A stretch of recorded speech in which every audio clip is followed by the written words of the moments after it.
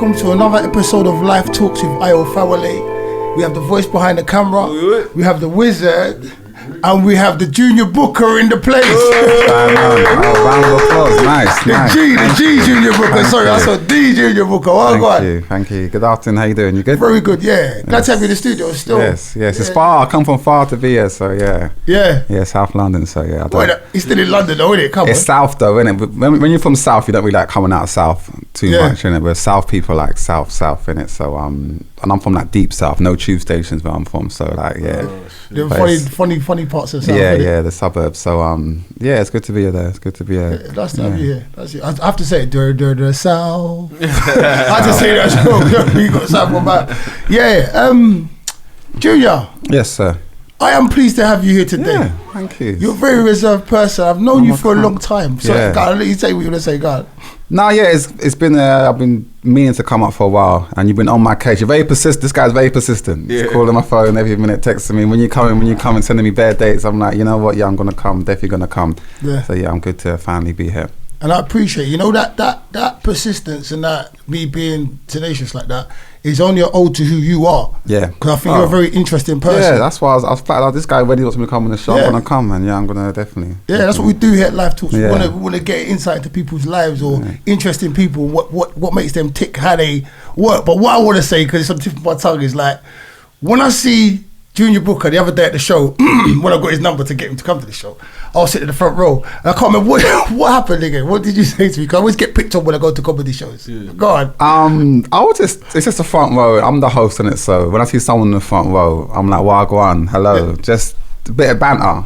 And you came across a bit hood.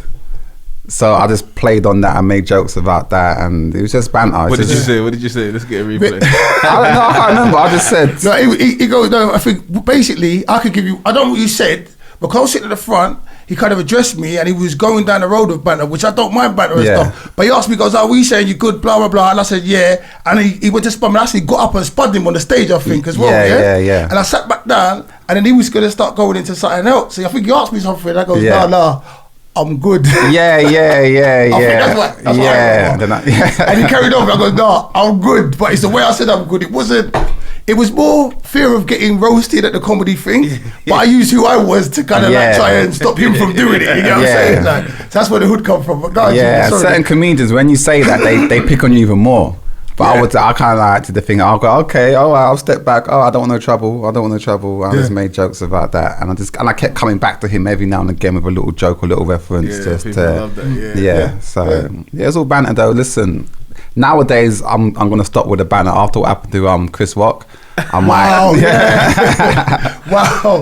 might calm down a bit with the banter. I feel like comedians took that personally. Yeah, we did. We did. It was. I saw that live. I watched that live. Like I stayed up. It was late. It was like 3-4 in the morning. So I was kind of tired. I was like, I didn't process it. I was like, what just happened? Did he just really slap? I thought it was fake. I thought it was fake when I saw it first. I didn't think it was fake. But then when he sat down and he started swearing, I was like, can you swear at the Oscars? Are you allowed to swear in a little fake comedy thing? Yeah. And then I thought... I saw the meltdown in his face.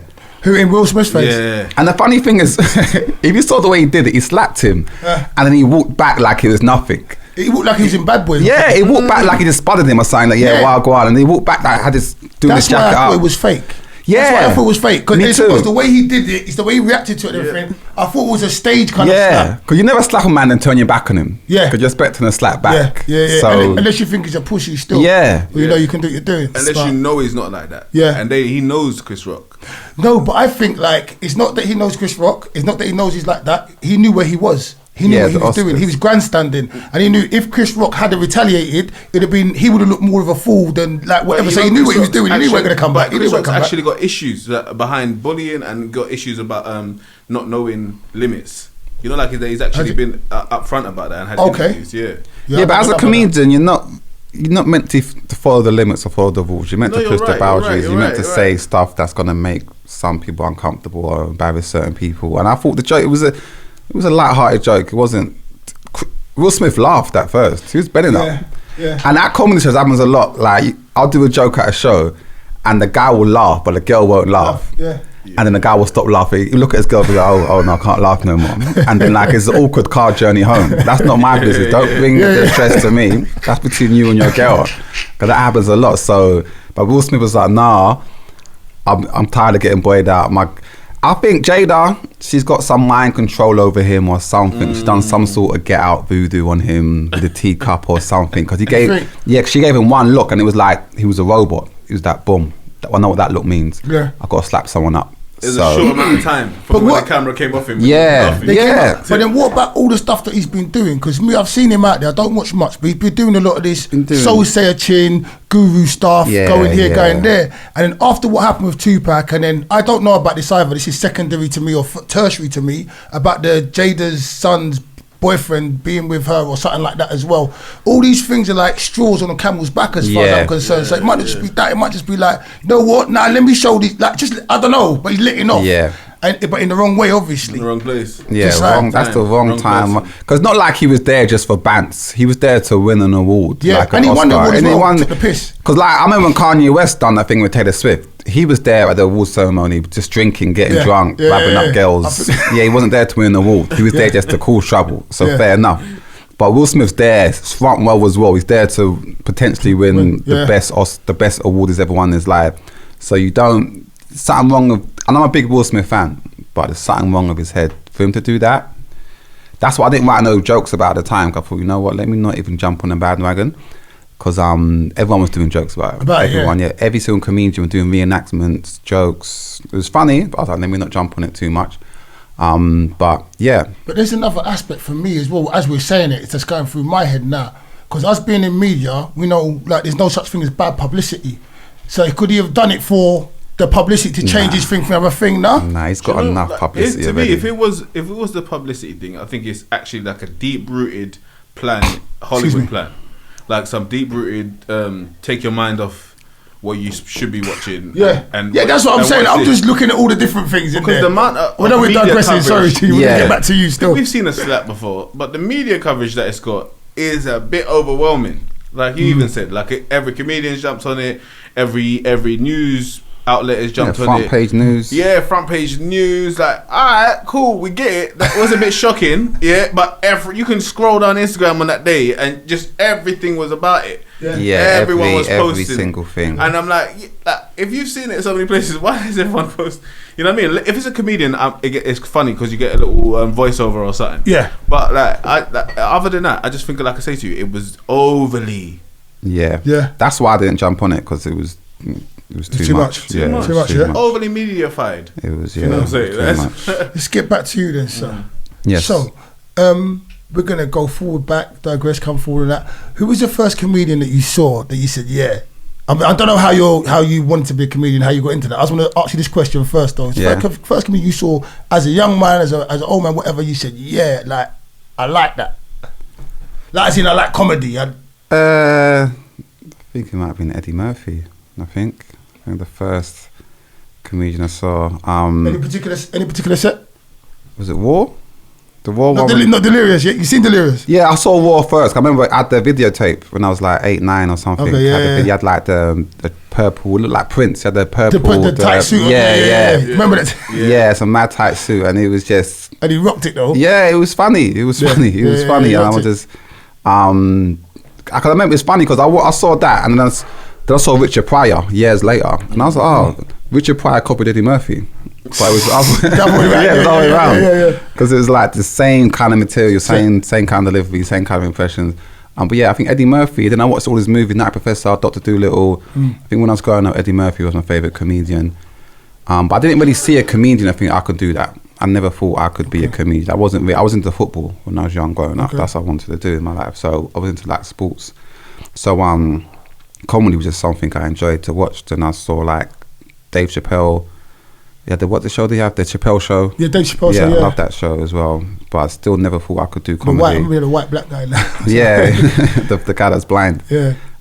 So yeah, I've always been a fan of comedy. I've always just Def Comedy Jam. Okay, I remember them as well. I used to rent that at the DVD. It's a nice mix in it, that was. Yeah. Nice mix. That was crazy. So I didn't really see UK comedy though. I didn't really know comedians were in the UK, especially like black comedians in the UK. There wasn't really many on TV or anything like that. I was a bit too young for the Real McCoy days, so I didn't really see that stuff. So, come on, No Problem in them shows there. Yeah, so remember No Problem? Don't remember No Problem. How old are you, sir? 35. Okay. Yeah, so be quiet, cause I'm a bit. So yeah, like 1996, them times. That's when I was first. A-Force and things like that. A-Force. Yeah, remember BBC Two. I remember A-Force is a bit like the Real McCoy. I remember. It used to turn into like late at night, BBC Two, and they used to have a program called, and it's like a network as well. And they used to have like one thing called Blouse and Skirt. I remember Blouse and Skirt. Yeah. All of that, and it was the brothers and sisters. Do you remember? It was all in that little section. Yeah, it was called A-Force. Yeah. Okay, what the channel or the show? It's like BBC Two. It was like a little section where it turned into the A-Force, and then all of those shows was kind of like black yeah, UK comedy. Yeah. Okay. No, I don't. Yeah, I remember Blouse and Skirt. I remember like Richard Blackwood had a show as well. But yeah, there wasn't really much. It wasn't until I was like 23. There weren't much. 23 after I left uni. I was like, oh, let me try to do something different. What did you study? The business studies. So I left uni in 2009. I was like, I just tried comedy one day. I didn't really want to be a comedian, which is on my list of stuff to do. Just let me give it a try. People have been saying to me, oh, you're funny. Yeah. So I just said one day, just gave it a go.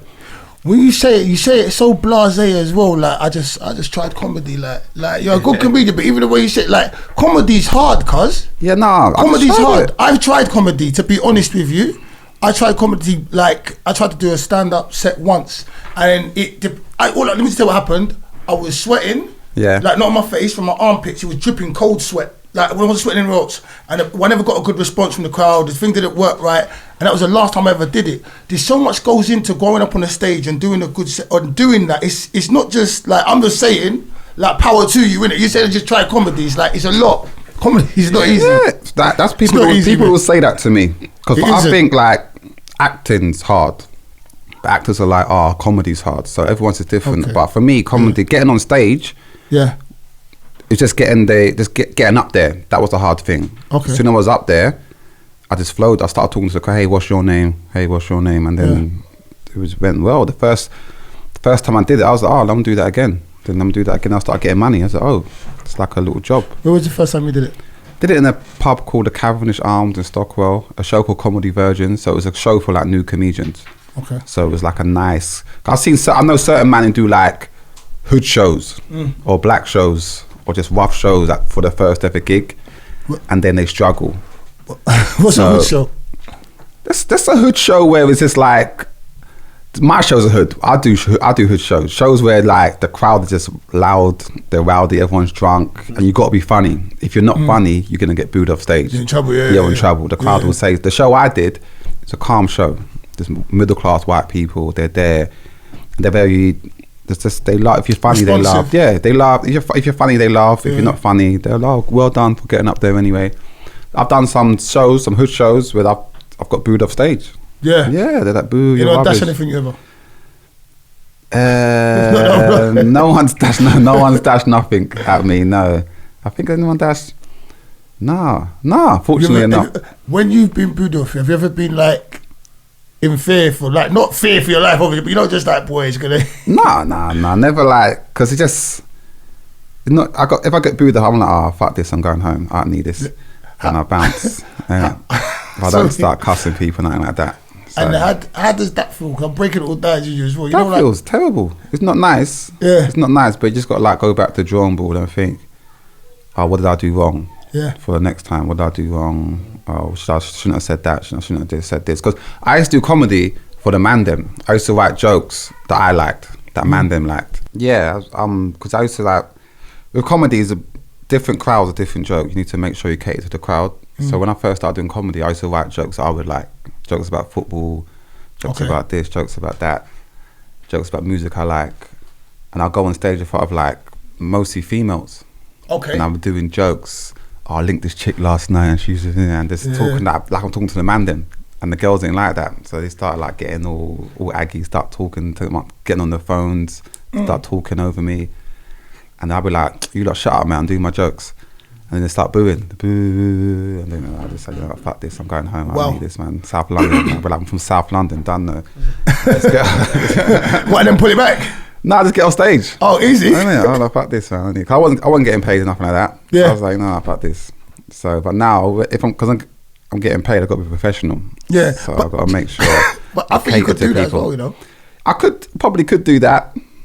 I've said stuff like that before on stage. People laugh, and I know how to handle the crowd now. Yeah. Even if it's going badly, I can always bring it back. Okay. When I was younger, if it was going badly, I would just lose the crowd completely. So it's just learning, just continue gigging. The best way to learn as a comedian is be on stage and learning, because you don't know if a joke's going to be funny until you say it in front of the crowd. You might say it to your friends if they laugh, but when you go on stage, you need to make sure they like the joke as well. So you learn on the job as a comedian. What about timing as well? Because the joke could be funny, but if you don't time it right, obviously it's the same. That goes into it as well, right? Yeah, timing's very important. I've always had good comedic timing, fortunately, even before I was a comedian. So, but yeah, a lot of jokes, it's not what you say, it's how you say it. It's how you drop it. Yeah, so of course. You pause there, wait, bam, set up, punchline. So the delivery is very important when it comes to comedy. So yeah. So, but I've been fortunate enough to natural. I can always banter as well. Someone says something, I can react to it. Yeah, and keep it flowing. That's why I like hosting shows, because you get to talk to the crowd when you're hosting. Hey, what's your name? This your girl? This your man? Hey, why you late? Who you here with? Just things like that. So yeah, it's just fun. Even now, you're quite reserved. Yeah, I'm a like, calm. You're just cool, calm, which is going to help you do that kind of thing. Like, yeah, I'm a laid back. I've never been on the height really. Even when I was younger, I was very laid back. In school, the teachers didn't like it because it seemed like I didn't care, like I wasn't bothered. Okay. Yeah, because I don't need to be on a height as long as I get my grades. Yeah. Because I'll become almost nonchalant. Yeah, but they see it as being rude. Yeah. Yeah. If I don't look at them when they're talking, I'm like, yeah, whatever. I'll get in trouble. I used to get in trouble a bit at school because of that. So, but yeah, I'm a very laid back guy. That's why it's hard. I can't do acting because you've got to turn it on. Yeah, you got to turn it on. Be like, 1, 2, 3, action, go, and you go, hey, I can't. Yeah, you could, because it's about timing. It's the same ethics. Yeah, but with acting, you got to do another take with the same energy. Another take, like 10 different takes with the same energy. After the third take, my energy's, I'm like, I can't be bothered now, man. Just use the first take, use that take. Why you got to do it again? Come on, now, different angles. You got to get this angle. I'm like, but how many cameras you got? Why need so many angles for? That's like, no, stand there. You weren't standing in the right place. You got to stand there now. I'm like, you know what? I mean, one time I'd audition for something, and it was like a confrontational scene. And the guy acting with me, he's probably in my face shouting. And I kind of took it seriously, like I was like, what are you talking to me? I didn't like it, like pop it in my face shouting. I'm like, nah, I don't like, nah, you talking to, fam? So kind of that's when I was like, I can never be acting. Yeah, so I've tried in the entertainment world. I tried acting, I tried sketches, I tried vlogging, I tried all the other additional stuff as well. But I love being on stage. That comes natural to me. All the other stuff is difficult. So I've never done. But do you think it's difficult? Because as I'm talking to you and listening to you and taking you in and everything, because this is the first time I've really had a chance to really take you in.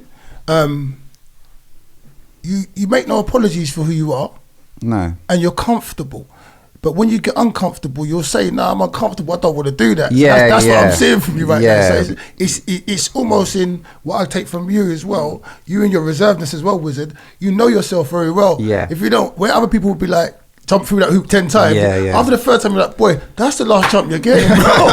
And it's like that's what I'm getting from you. So it's more of a comfortability within oneself. Yeah. And it's more. It's a great deal of confidence. Yeah. In knowing that's you. Yeah.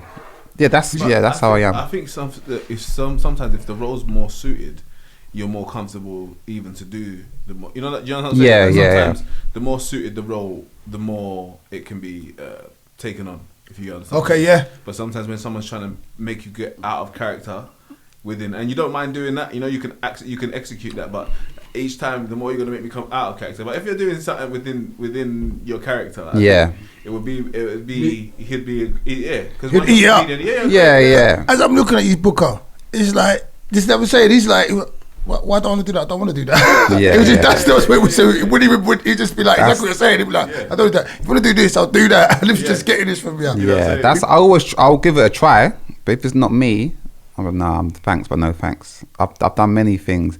And one time, this guy wanted me to be in a movie or a TV show. But we're going to play it was like about like a trainer shop or like a shoe shop.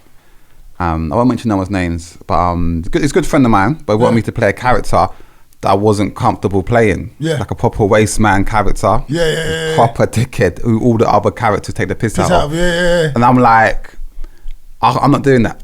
I don't want to do that because I don't want to be known for that. Yeah. I don't want people like, oh, yeah, that's that guy from that show, the dickhead guy. I'm not doing that. I get asked to do like rappers as well. They ask me, come do my music video.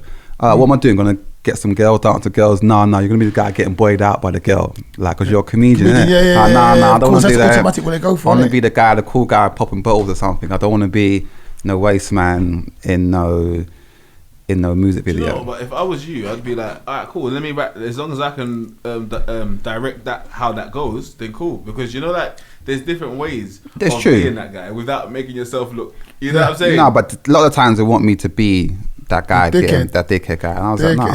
But because you're a comedian, you're a writer, isn't it? Yeah. If when I write my own stuff, I'll know exactly it's me. 100%, so I can edit myself to make myself look bad, but not too bad. Make myself look bad in a way. With you and say for instance that was a request, I say give it to the comedian to write it.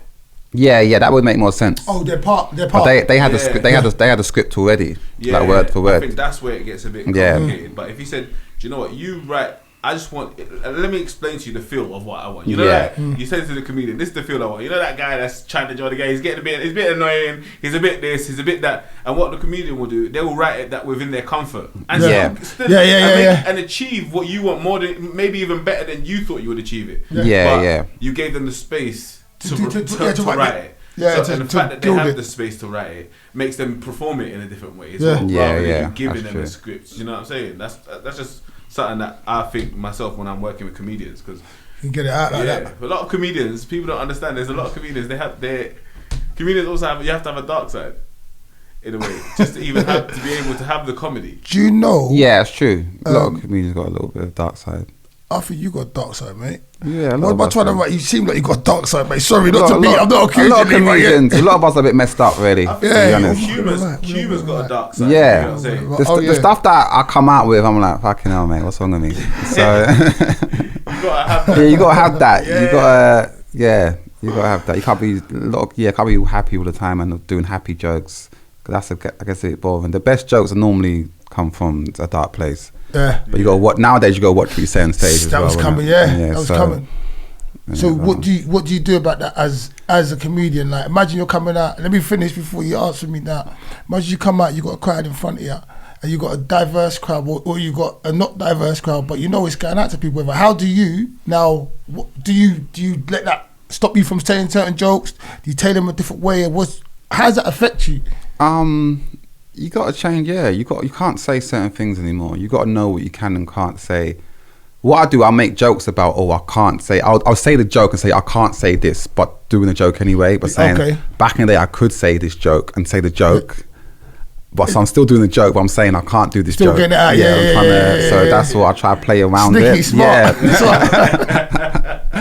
I try to work, but I'm not like the famous rich comedian, so I'll say you can't counsel me, I'm broke, so you can't counsel me anyway, so I can say what I want. But on stage is okay. Social media, when you say something online, that's why I don't like. As comedians, we don't want people filming us too much, because at shows, because someone could put that online and be like, look what this guy said on stage. Because at a comedy show, it's like, for a comedian, it's a safe space. It's in context, though. It'll be shown out of context if it's shown out of context. When people film you, so. That's a lot of comedians get in trouble because people film them and then they put it out there. So when I'm on stage, I'd say what I want to a certain extent.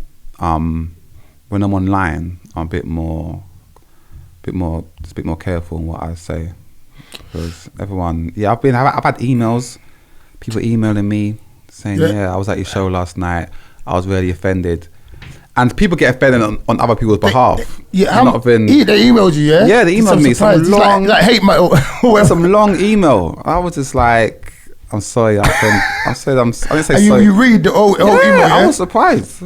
They're thinking it's a booking. Yeah, I think go to the booking email, you know? Booking at Junior. You know? I just heard what you said. Like, yeah, we really liked you. Yeah. These times now, this man. I was at your show last night. You're like, alright. We get a lot. We get. I'm just like whatever, and as long as I'm still getting booked, still getting paid. But you still try to give it the customer service. Yeah. I still say, I'm sorry that you felt offended. Yeah. And I'm not sorry about the joke. I still do the joke, but I'm saying I'm sorry that you feel that way. Because everyone's got their own opinions. If you don't like me, fair enough. I'm not gonna cuss you. And it's all love out here, isn't it? It's all sort of about spreading positivity. Do you think? You can ask me this as well. We should jump in as well if you want. Do you think, because of all this political correctness, correctness, that it's not okay for someone to tell a joke about something that they're not? I.e., a white person telling a joke about a black person, a straight person telling a joke about a gay person, or any of those things. Because where there's like this, I can't even say it, but what I'm trying to say, the correctness, where does it start? When does it stop? Because in my day, where I've come from, there was bad jokes. Bad racist black jokes. They used to, Alf Garnett was on TV. There was all sorts of stuff, and it was condoned. Jim Davison, all sorts of shit. Do you know what I mean? And that did its damage. But then, what's your lot stance on that? Like, and coming in forward into the times now, and how is there any time it can be alright?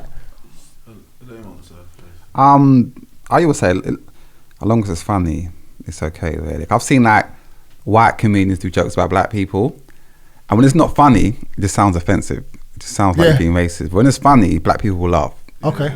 Yeah. But when it's not funny, I've done certain jokes about certain people. Okay, that's interesting. And it's not funny.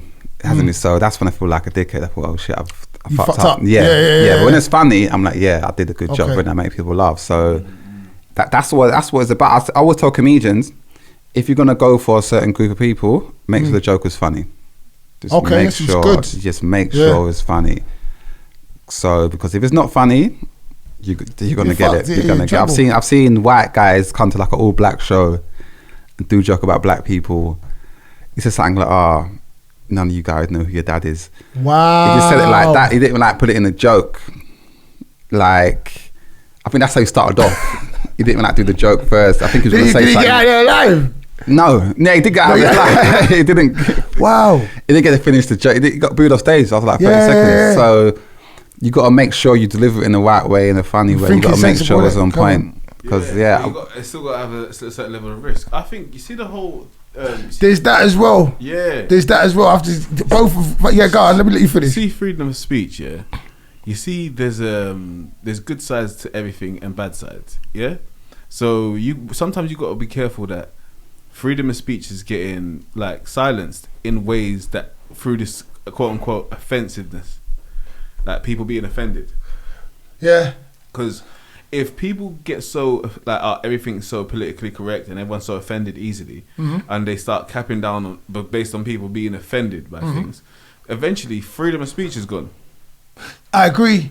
So you might not like certain things that people say, but freedom of speech has got a lot of good stuff and it's got bad stuff. So depending on whether you want the freedom of speech, because when it's like something about people, we're all like people are protesting or whatever. Everyone wants freedom of speech, and everyone says everyone should have freedom of speech. This is what we say. But like again, I don't believe freedom of speech exists. But I'm saying but if the little bit of it that does exist, if everyone really jumps on this offended thing, you can't say that. Then freedom of speech is gone. But then it's just exactly what you're saying. You can have freedom of speech only if it's funny. Because if they laugh with the two things together, if they laugh, it's okay. If they're like, hold on a minute, you're fucked. That's not freedom of speech. That's conditional speech. Because if it's funny, so that's what I'm saying to you. Like freedom of speech is in question. That's what I'm saying. Because I say what I want. I don't care. No, that's good. But that's freedom of everyone wants freedom of speech. I just watch where I say it. Handle freedom of speech. I just watch where I say it. They can't. No, but that's what they'll say. I just watch where I say it. Yeah. Some people can't handle it, so I watch who I say it to, where I say it. But yeah, no, definitely. I just think like some people got to be careful how much they're offended because they'll be shutting down freedom of speech. And there's freedom of speech on the side of that they want, but then the side of that they can't take. If you understand what I'm saying. Yeah. Freedom of speech is. It's not really a thing anymore because you can't really. It's just you can say what you want, but there's consequences. Because if I make a joke about this or that, I'm not going to get arrested or put in prison, but I might lose my career. I might get cancelled. So I can still say what I want, but there's consequences because I still want to make money. Yeah. I still want to have a job. So you got to watch what you say. You can say something on Twitter, then your boss sees it, and you're sacked. You're sacked. That's what happens. Yeah. If you go for a job interview, they check your social media now. You know what I mean? Seriously? Yeah. They pull it up. Huh? Yeah. No, for real. Yeah, for real.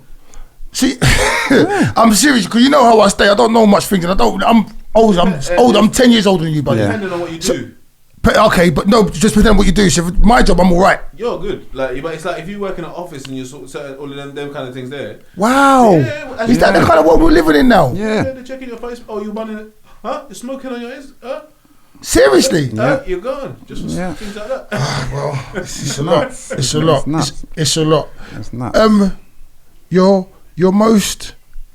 Your most not defining moment, your favourite moment. I've been on stage and I enjoyed myself. Like, you know, your most, when you've dropped something, you like, it's just dropped like a bomb, like Hiroshima. You know it's good. You haven't maybe celebrated then, but you know you hit them right in the nutsack. They're laughing, they're rolling in the aisles. You can't do nothing wrong. When was that? Or has that happened for you like that? Yeah, it happens. Yeah, all the time. Because obviously you can't. I like that. All the time, every show. It's like every show, I fuck them up. Yeah, it's like because you can't celebrate. No, like, of course not. Yeah. That's got to be internal. That's what It has to be internal. Because if I was when I watch footballers and they score a banging goal, they can proper celebrate and go yeah. As a comedian, you can't do anything. You just got to like hold it and just wait for laughter to stop. Like, I did a show last night. I dropped one joke. The laughter was crazy, but just stand there, just wait for laughter to stop. You can't be like. In your head, you're thinking. I'll ask you how you're feeling, though. Yeah, you feel good. Yeah. It's amazing, but you don't really celebrate as a comedian. You just on to the next one. Have you ever found a joke so funny that you couldn't tell it yet? Like before you. Yeah, that's if I'm smoking weed before the show. That's happened before. I did a joke one time, and I knew where the joke was going in my head, so I'm laughing. I just corpsed. Yeah, I was just. And everyone was laughing with me because they're just laughing because I'm laughing. So I didn't even do this, but it was a nice vibe. It was just a nice vibe, and I was just bending up. That's why I don't smoke weed too much before I go on stage. I'll just start because you can go either way. Sometimes you do a show, you smoke a weed before a show, you do a show, and you're thinking you killed it because you're laughing so much, and you're thinking everyone else is laughing with you. And then you look back on the footage, you think, oh shit, it's just me laughing. Nothing else is laughing. That's crazy. I drink before I go on stage, but smoking weed before I go on stage, I don't really do that anymore. But if I say something on stage, if it's just banter, I've never said it before, it'll make me laugh as well. But if I say a joke I've said before, it's not funny to me. That's why it's good to do news for a comedian. We'd like to do new material all the time, because just to push ourselves first and foremost, but just do different stuff. Because when we do the same joke all the time, we know it's a good joke, we know it's going to work, but you're not really pushing yourself, you're not really challenging yourself. So a lot of shows I do, especially like the urban shows, just like Jamaicans make some noise, Africans make some noise, white people make some noise, and people just laugh already. But that's like the easy way out. Yeah. So sometimes you want to push yourself and talk about stuff that no one else is talking about. So yeah, I'm always writing stuff, I'm always watching the news, I'm always just looking for new angles and new things to talk about, just to keep myself entertained. Because is it what was I gonna ask you now?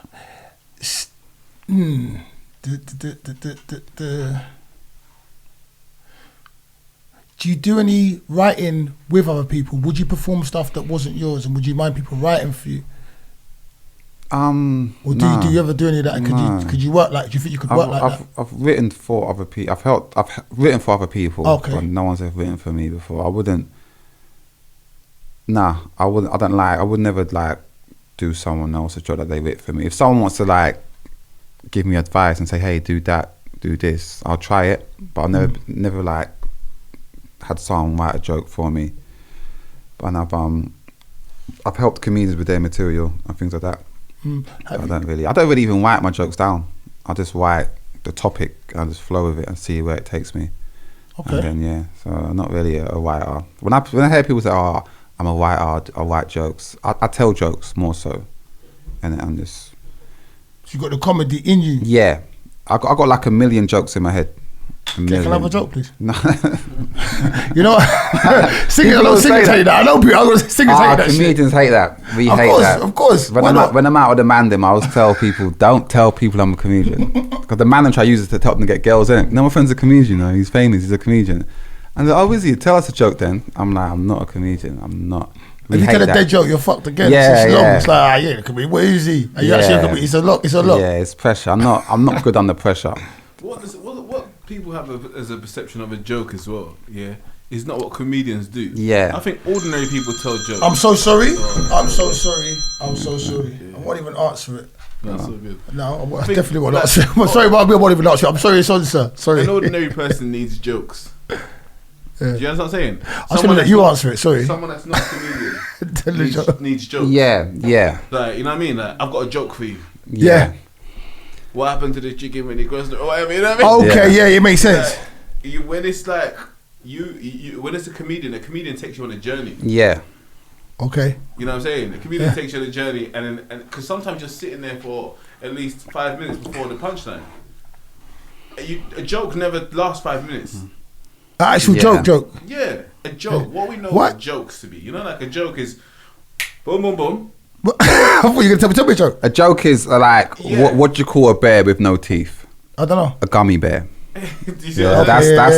that's You see, exactly, that's the joke. Okay. But I wouldn't go on stage and do that kind of joke. No, That's beneath me. As a comedian, that's beneath us. That's like a normal person Joke, at work at the water cooler. Yeah, that's what they do. Okay. But as a comedian, My kids do that a lot. Yeah, we take tell me it. funny jokes like that. And you tell the kid jokes. Like you use that one and like, what's the bear with now? You know what I mean? But as a comedian, we take you on a journey. We're painting a picture. We're artists with our words. So we're painting a picture. We're taking you down different avenues. So we hate it when people say, "Oh, tell us a joke." We hate that. Yeah, that's why when I'm out, I never tell people I'm a comedian. If I was you, I'd just be like, "You tell me a joke, and I'll tell you if it's good." Wow. You're funny. You know what I'm gonna do, you fucker? I'm gonna put a camera in the end of this thing one time, because no one sees this guy, innit? Because that what you just did, your face just your face. I'm just saying your face. You made me laugh. I shouldn't be telling you jokes. You should tell me a joke. I'll tell you if them jokes are good. You should be happy to be around in my presence right now. When I'm out, because people and they want to tell me jokes as well. And a lot of times they're drunk, so they fuck up the joke. So they don't even know. It takes them 10 minutes to do the joke. They're like, this white guy and this black guy. Wait a minute, was that black guy or Asian guy? Wait a minute. Hey, Dave, come here. Remember that joke we heard the other day? Remember that? This guy's a comedian. Let's get on this joke. It's done nonsense. And I'm just standing there like, I'm here to talk to girls. I don't want to talk to man. Yeah. Their man are telling me. And it's so it's a lot. Which one with the yeah. So it's back and forth. Yeah. Get the joke. Has your demeanor ever got you out of something that you knew you was? Let me put this right. You see, before you become a comedian, right? Yeah. You see how laid back you are and stuff. Have you just said, "Oh, you know what? No, I don't want to do that, whatever," and then everyone's got nicked or everything's been fucked up? Not to be going down the criminal road or whatever, but just it saved you. Do you know what I mean? You understand the question, right? Yeah, I guess so. You just said, "Oh, you know what? I'm all right," and it turned out tits up. I'm always up for anything, really. I've always been like just following the rest of the man. I'm not like the leader. When I was younger, my man were on like stuff, and I would go sometimes. Sometimes I wouldn't go. It just depends if I wasn't like. But that's what I'm asking you now. You know, I'm trying not to incriminate myself. Innit? I don't know. I'm trying to incriminate you. I'm trying to. I've got you on comedy and everything else. Yeah. Like. Everybody's got you on comedy, you know? Yeah. And this is live talks here, so I'm trying to find other things about you that we don't know, not necessarily criminal things or whatever, but you're a hard nut to crack. So if you want to give me some stuff, I can take some stuff. You know what I'm saying? Like in your youth, what you did, or you know what I'm saying? Apart from comedy. I was football. Football. I love football. I was Man United fan. So you're a Man U fan, yeah? So we're getting something. I'm getting something out, you know? Well, not anymore, really, though. Why not? They're shit now. Oh, wow. I've got enough stress in my life. What? So I don't need to. How old was you when you started supporting these guys? 9, yeah? Eric Cat in the days, David Beckham, Andy Cole.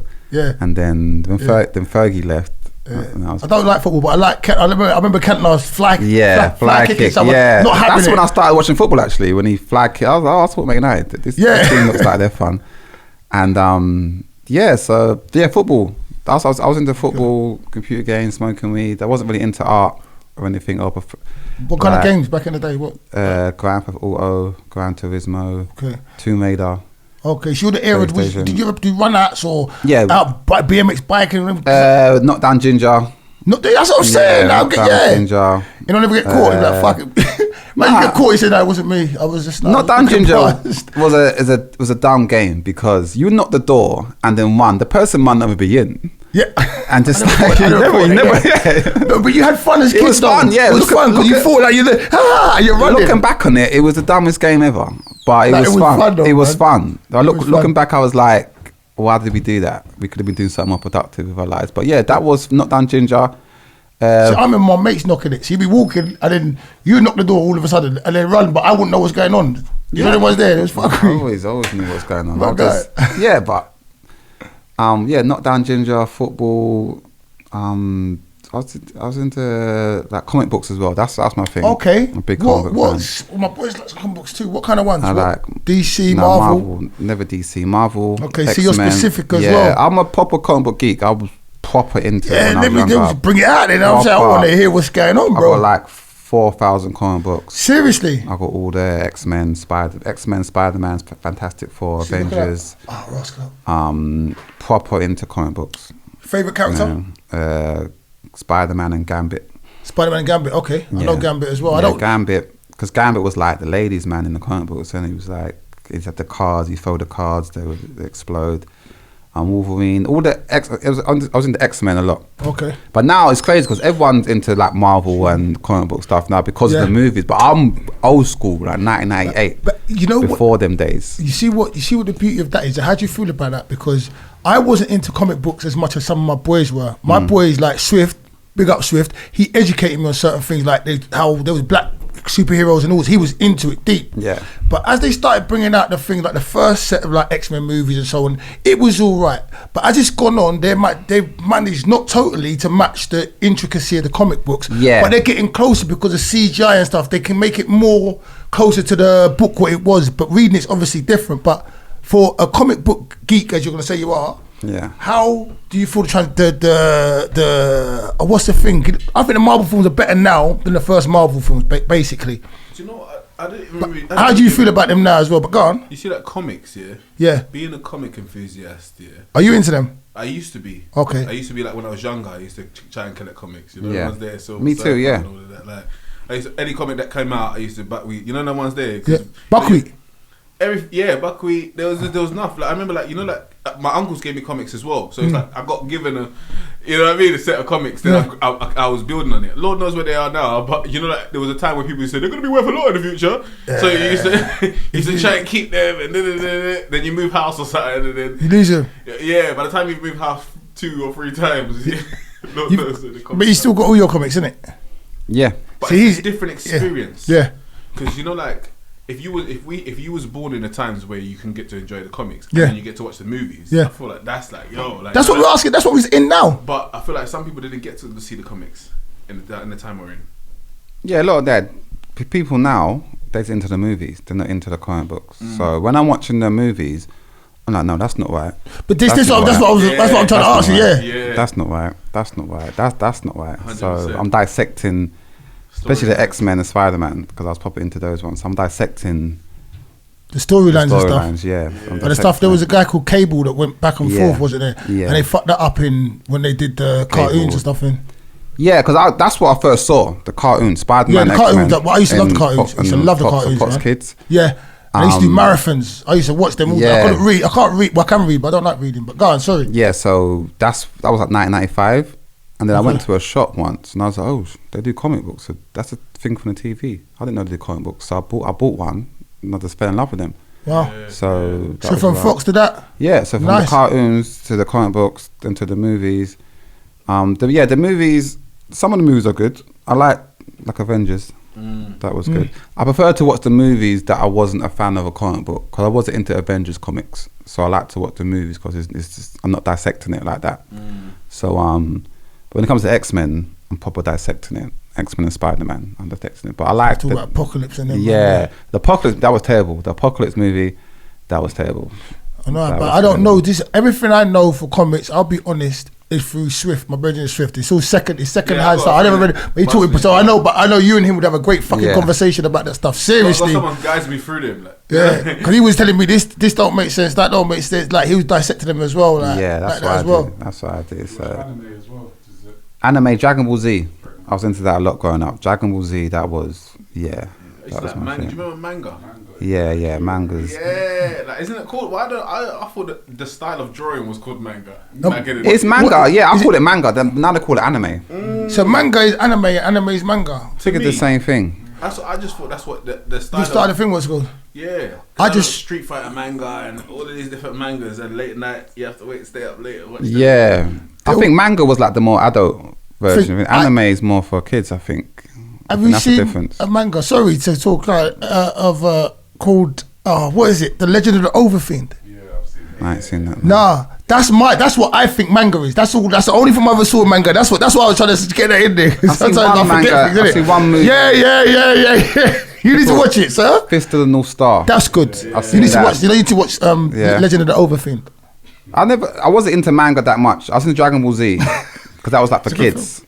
Yeah. Because manga was like too gritty when I was growing up. Yeah. It was like Dragon Ball Z was like more for kids.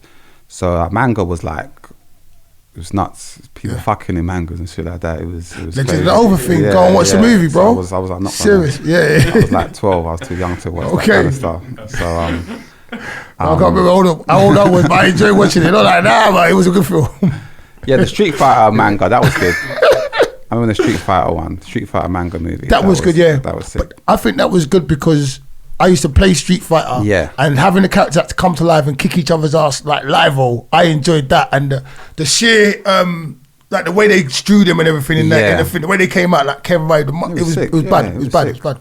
I did like that. So did you used to play One-Armed Bandits and all that as well? Like, I mean, the arcade games and all that. Was it a home computer thing? Yeah, home computer, PlayStation, Nintendo. I didn't have them. Yeah, I didn't really go arcade. There wasn't many arcades in the ends, really. Okay. There's one at Elephant Castle. I went to school in Camberwell, so there was an arcade in Elephant Castle. What was it like? What? Going to school in Camberwell. It was. See, I got. That's a book. I got to draw everything out of you, man, because you're so reserved. I wanted to find it out. You know what I mean? School in Camberwell. Yeah. It was a very black school, black secondary school. Everyone in the school was mostly Africans or Jamaicans. It was there's like one white kid in each class. See, that's different to what I went through, mate. It's very different. Serious, go on. So I always say the Joker will say there's always one white kid in each class just for Ofsted. So when they came down, you keep the school open because we've got diversity. But yeah, it was my school. It was a good school. If you want to go there and learn, you went there and learn. If you want to go there and act bad and get involved with all the bad stuff, then because a lot of people in the school were on that. But it's up to you what you wanted to do. Because I think it was a good school. I wasn't on no bad stuff. I went to school, got my GCSEs. Good. But a lot of teacher turnover. The teachers wouldn't last long. Okay. Yeah, because the kids were bad. The kids were bad. Would you say like because okay, I weren't there innit, but like I weren't there, and I like to sit on both sides of the fence all the time. You say because they was all black, they were strong charactered. They were strong-willed, not more bad. They knew what they wanted to do because, like you, my learned friend says it all the time, and I watched on the internet the other day. They send you to school, and the way they teach you, they don't let you grow. They try to train you rather than teach you, kind of thing. So the stronger you are, the more you might fight against it. It's just a way of, you understand what I'm saying? A lot of attitude. A lot of the kids had attitude. A lot of kids would talk back. Yeah. A lot of the kids would be talking back to their teachers. Intelligence, man. Yeah, I'm not going to say because they're black or because they're white or whatever. Intelligence, tenacity. Yeah, but a lot of the kids felt they felt like they knew more than the teachers when I was in school. They would talk back and be like, "No, I know what I'm doing," and they would bunk. Back in then, you could bunk school as well. No one called your parents. So you could bunk school back in the day. So people would just they could do what they wanted basically. They send letters home, wouldn't they? If they did, they were cool. Yeah, send letters home or cool. But even when you think about the demographic of how you explain your school to be, you know they already had certain intentions for that school. What do you mean? Because the area. Yeah. Oh yeah. Because it's in between Peckham and Brixton. Yeah. So a lot of the kids on Peckham and Brixton will go to that school. There's one white kid per class. So that stuff don't happen by accident. You know what I'm saying to you? And when it's like that, they've already kind of got an agenda. Yeah. More of an agenda there than they've got in other areas. That's something that we've learned over time. You know what I mean? Don't even have to be a conspiracy theorist to kind of to know that. To know that, yeah. No, it's clearer now in this day and age. Actually, as you're saying it, you just clearer now. Someone that was able to look at outside the box from early. Yeah, I wasn't. Listen, I'm not gonna. I think it was a good school. It wasn't the best school. It wasn't the worst school. There was worse schools. Kingsdale was the worst school. That's what everyone was saying. What was your one called? Huh? Camberwell. It's called Michael Ramsey. Michael Ramsey Technology College, AMRTC. It was a church school as well. What denomination? Church of England. Wow. Yeah, so I'll ask you a question, and then we're going to move on to some kind of life. Just like if you've got any advice, we're going to stage a question. Yeah. So I'm going to ask you, she's going to film me live. I'm going to ask you if you've got any advice for the young people of today of how to just get on in life. Any advice for head top from the heart, whatever. Just follow your own head. Don't follow other people. What other people are doing. I think that's a lot of. When I was younger, a lot of people get in trouble just following other people. Like, know yourself, know what you want to do in life. And nowadays, these kids are lucky because they've got the internet, they've got the phones. You can do so much more than what we had. I didn't have a computer till I was like 20. So there's so much opportunities out there for young people. But a lot of young people, they get lost on the roads, or they get lost with girls or lost with guys. So follow your own heart, follow your own head, and just have a plan. Not like concrete plan, but have something to work towards. I wish I had that when I was younger. Something, because I didn't know what I wanted to do when I was younger. Have some sort of plan that you want to do in your future. Yeah, I like that. That's. I'm gonna round up for you. Have a plan. Don't be part of someone else's. Yeah, that's a good way to say it. That's I like that. Have a plan. Don't be part of someone else's plan. You helped me with that, mate. So I'm just taking from you, sir. I might use that, man. I might steal that. Yeah, it's yours, man. Sure. I'll put it on a t-shirt. See, comedy-wise now, let's go back to comedy. Yeah. Is there anyone you'd like to work with, or anything you'd like to do that you haven't done that you don't? I know we spoke about it. I want to work with Beyonce. Okay. Jay-Z, that is it. He's not going she's not replying to my DM. She's not replying to my DM. If Beyonce, if you're watching this, holler at me. Let's do some collaboration. Will you play the dickhead in that one? I'll play, definitely. Whatever you want, Beyonce. I'll do it. Come on. Well, no, seriously, I've worked with Dave Chappelle. I've met Dave Chappelle. Nice. On a couple of occasions, and he hosted the show in London. And I've got to thank Kojo because he put me on the show. Big up Kojo. Yeah, he put me on the show in London, and I got to perform with him. Dave Chappelle was amazing. He went on stage, done an hour just banter, just cussing me. He says the stuff he says is like no one else can say it. Like only he can say that, and it says hilarious. It just say 3 words, and people are dying on the floor of laughter. So I'm lucky to meet Dave Chappelle. That was amazing. But yeah, there's no one I'd want to like. I'd love to meet Jamie. I love to work with like Dave Chappelle, Jamie Foxx, Kevin Hart as well. Okay. Because like I think at one point Kevin Hart was my favorite comedian in the world. When 10 years ago. Yeah. When he done his like first couple of videos. Yeah, he was hot. He was the best comedian. A lot of people want to disrespect Kevin Hart, but for me, he's like top 3. Kevin Hart, Jamie Foxx, and Dave Chappelle. Okay. My favorite. On the English side. Oh yeah, English side. I like Kevin Hart too. After that still, mate. He killed me back in them videos too. But go on. I like English side. I don't know. Big up Kojo. Big up Richard Blackwood. Kane Brown. Amazing. Kane Brown and Slim. 2 amazing comedians. I love a bit of Slim. Yeah. I like Slim. Kane Brown. There's a lot of amazing talent. It's just that when people ask you who's your favorite comedian, you automatically go to Americans. Your mindset. No, British though. I forget. You got Kojo, you got Quincy. You forget because Americans is so much. American comedy is just so much bigger than UK comedy. Yeah. So when you think of comedy, you think of especially when I was younger, I didn't really watch British comedy. So just you kind of forget. We've got talent here as well. We've got some amazing talent here. We just don't have the platform. At all that I have in America. It's just even Kevin J's quite good. Oh yeah, Kevin James is amazing. Yeah. And if it was about just the white, is he white, isn't he? He's white, yeah. If it was just about a colour thing, he's alright. Then you know what I mean. That's an amazing. Sorry. If it was, like usually certain things are just they highlight certain people of colour, but Kevin J is a white guy, amazing comedian. I've seen him on stage a few times. I feel like he's underrated. You know what I mean? For the amount of years that he's put in as well. You know what I think the problem is also, or the challenge, is the fact that we only get to see the British comedians in clubs and stuff, opposed to being on shows, movies, and consistently. Yeah. If you go and play a couple of dickheads, maybe you can just get out there. That's not. I'm fucking with you. That's not my dream. I've never wanted to be on TV or acting really like that. I'm happy just being in the clubs. If someone said to me, "Hey, I'll give you £1 million to be in this movie, be a dickhead," then yeah, great. But I'm not. A lot of comedians, they want to be actors. Yeah. So they push themselves into that field. Being a comedian, it kind of puts you into a high level of acting straight away. Say if I was just a normal actor, guy, not really a comedian, there's a lot of things that come with being a comedian that helps with acting. Timing, execution, knowing when to come in, all of those kind of things. Yeah. That helps a lot with acting. Do you get what I'm saying? It's those things that help. Whereas people think that again, it's just not totally changing to another person is what. You know what I mean? Something that you might find funny, you know, like within your wit. Yeah, you'll be all right with it, I reckon. Trust me, because the way your personality is, your character. If I was acting, it would be my thing I'm doing. I'll write the script, I'll direct it. It'll be my. I'm not good at taking orders. I've never been good at taking orders. But you come across something that you're like, I like this. Yeah. If someone but if directors like cut and get in my face, I'm like, bro, let's talk outside for a second. Yeah, I don't like the way you're talking to me. That happens in creative. Yeah, I'm not good at taking orders like that.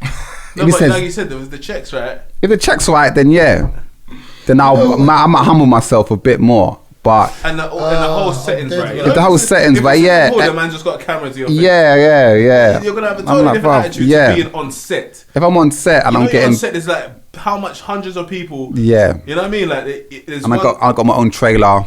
Yeah. Got a couple girls in there. I feel different.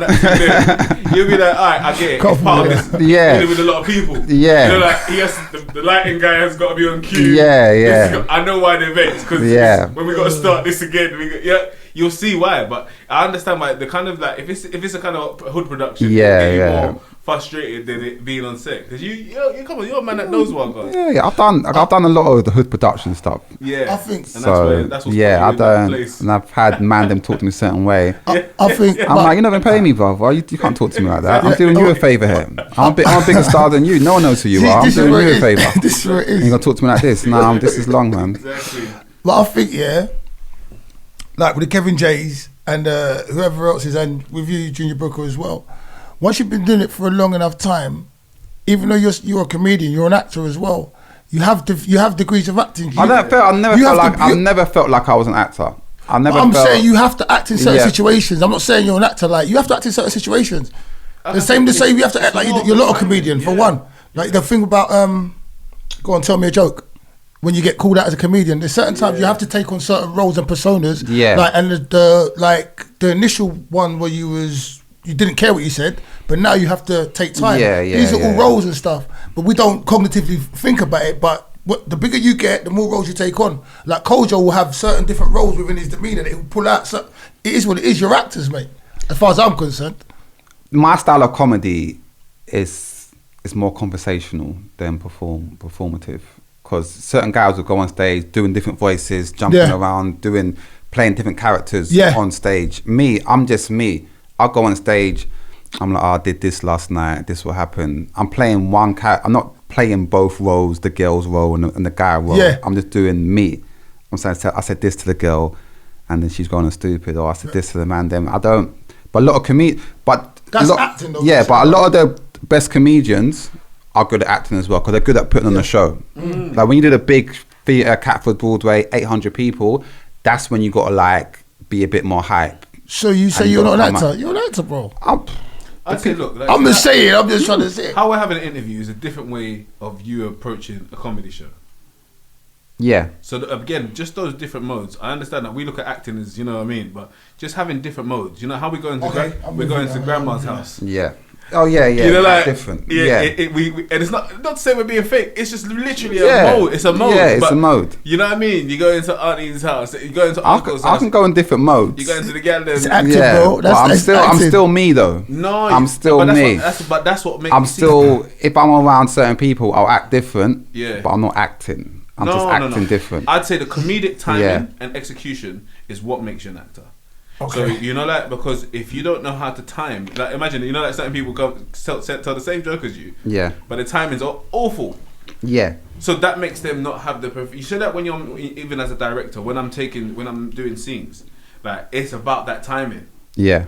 That's what makes good actors. Like, it's that timing, and that's why I feel like comedians usually get quite a few jobs acting, because they'll understand the timing, even if they had a script, and the person said it needs to be delivered a certain way, you lot would be able to deliver it better than just an actor. Yeah. Do you understand what I'm saying? If you just actor, you might not understand that.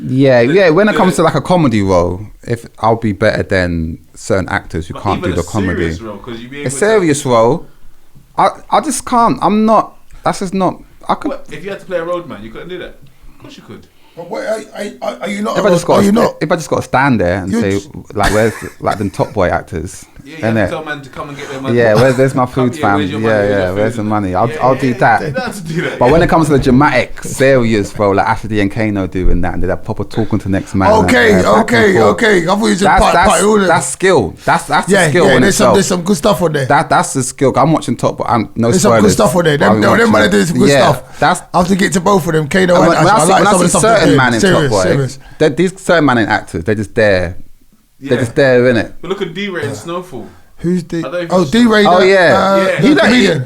He should get more airtime in Snowfall. I feel he's what's his name? Comedian. Bubbles. Yeah. Good comedian, but he's serious and stuff. Yeah, never bust no jokes. Is he the neighbour? No, he's the security. He's security. Peaches or something. Peaches, yeah. I haven't seen it. I don't think I've seen it. It's a good show. No, very good show. The comedian will put that bit funny of side to the bad man. You know when the bad man is like, you know, he was listening. Yeah, might just slap him or something. Yeah. You know, like, they'll put the extra comedic side where it's still bad, but you're like. A little bit extra. No, he plays a serious character and he doesn't really. No, he doesn't. But he'll put it side. You know, even when he just says certain things to him like this, it still makes you laugh because there's something about it. It's D-Ray Davis. That will be timing wise. So, but let's not talk about convincing him as an actor too long. You know what I mean? But now you lot said that just reminds me of the fact of like when not Omar Epps? Is it Mike Epps? Yeah. He tried to be serious and some of the stuff I couldn't find him serious. Like something he done. Is it Mike? It is Mike Epps. Something he done. He tried to be serious. And I couldn't find him serious. Same way you're saying like D-Ray would do something and we wouldn't have to talk, but make you laugh. Mm-hmm. But like Mike Epps, I think he tried a couple of things. Mm-hmm. But now I've seen one or two things. I'll take him a bit more seriously. But there was some time he tried to do some serious. I was like, nah, mate. Yeah, like, you're making me laugh. You're not. I don't believe you. When he was a pimp, and one of the. I just didn't believe him. I can't put my finger up. I didn't believe. I prefer him being a comedian. He was a pimp and how high? That was jokes. And they had the talcum powder. No, not talcum even powder. Where he was actually like the record company guy. Was he? Did he play Ike Turner or something? He played someone that used to beat women in a movie. But he was trying to play straight. Straight, yeah. He was trying to actually be. I've never seen him play anything straight. No, that's it. He was playing something straight. It was straight. It was straight. I could never take Mike Epps seriously. Certain actors. That was it. Like he was doing it, and I couldn't. He was just. He was being serious, but it was still kind of funny. Yeah. Even like Kevin Hart, he does serious roles now. That he one does was, a serious. It's alright though. It's alright because he kind of still based it around himself. Yeah, it was him. It was just him. It's easier if you can do it like that if it's you. Yeah. Get away with it like that for sure. That's the kind of role I like to play. I like to play myself as a comedian. Suited. And just what's going on in my life as a comedian. I like that. So yeah. But yeah, certain comedians, it's hard to take them seriously when you see them. Like with D-Ray Davis and that in Snowfall, you don't really take it. When you see him, kind of start laughing. Yeah, it's like, check it out. Yeah, D-Ray Davis, but yeah, he's funny. But he still executes the role, doesn't he? But he doesn't really say much. No. He just says two things. Persona-wise. Yeah. Do you think less is more? Would you think about sometimes the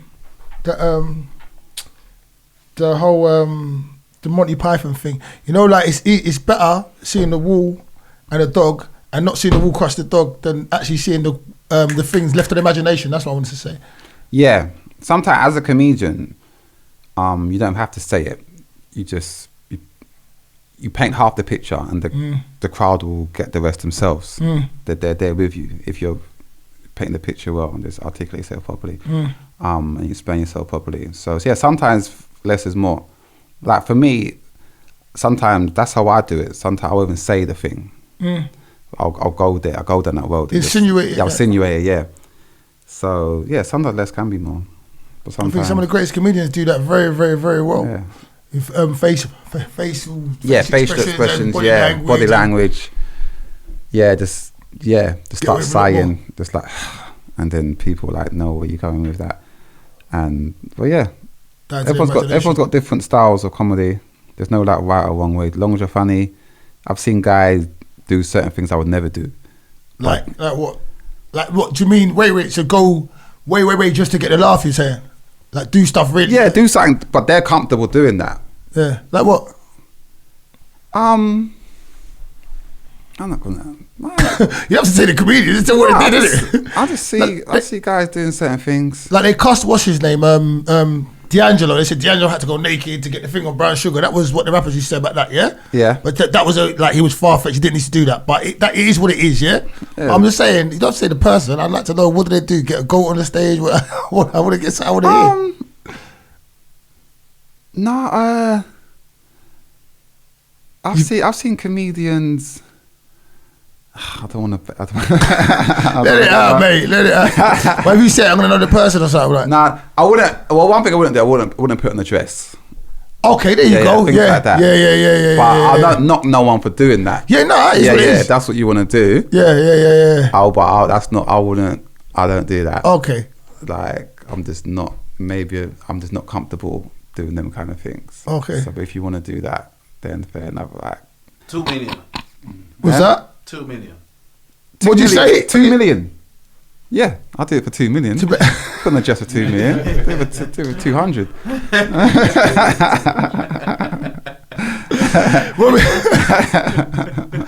What have we got coming up from you, sir? Bare shows. I'm going on tour with Real Deal Comedy Jam UK tour this spring. So Real Deal Comedy Jam. Yeah. What tour? This spring. Yeah. Spring tour. Yeah. Real Deal Comedy Jam. I think it's Easter. Is it Easter? It's Easter now. When is it? It's Easter. April's in Easter. You know? Easter's in April. You know. I mean, April's in Easter, isn't it? Yeah, it's April now. So I don't know what Easter is. Easter's like when Jesus was resurrected. But they change the date every year, though, don't they? So how can it be the okay? Do you know what it is? When I see the eggs in the shop, I know it's only about a month away before it's gonna. The eggs are cheap now, isn't it? The eggs, buying an Easter egg is cheaper than buying actual chocolate now. Yeah. You see, Kit Kat's like £1, but you can buy the Easter eggs. You get a Kit Kat and you get an Easter egg as well for like £1. So it's actually cheaper. Fucking hell, isn't it? It's a little life hack for you guys out there. Isn't it? So. Because the price of everything's going up, everything's expensive now. So yeah, it's a lot. That's a lot. Yeah, everything's going up. That's a hum. But do you know? I don't know. You got Bangers 18th. Bangers 18th of April. Will this be out before then? I don't think this will be out before then. Okay, well, you can always go back to the Bangers page and watch the show. Yeah, go watch that. And we've got another Bangers coming up in July, I think. Bangers, not just Bangers. It's comedy Bangers, right? Or is it Bangers comedy? Yeah, comedy bangers, yeah. Comedy bangers, yeah. Comedy bangers. Yeah, big up Victor Daniels. That's big up Victor Daniels. Blah, blah, blah. Yeah. So what's comedy bangers? It's a show. Okay, is it like a... That this guy, that's a show where I met this guy recently. Sorry, when I went booking recently, I was sitting in the front. He's like, yo. Online show? No, it's live show. It was a good show as well, actually. I saw. Yeah, when was that show? When was that? That show, I don't know when it was. I know it was. You had Fumbi on there. You had. That was February then. Yeah. Yeah, there was a white guy on there. Was there a white guy on there? He left his kid in the car. Was there? Yeah, he left his kid in the car. I don't know. And there was another guy on there that was quite good as well. Kind of Arabian guy, but yeah. He was good as well. He works off the crowd really well. Yeah, but K Curd. What's his name? K Curd. K Curd. Kate Curd. Yeah. Big up Kate Curd because you was hard on the stage that night still. Yeah. Kate Curd. K Curd.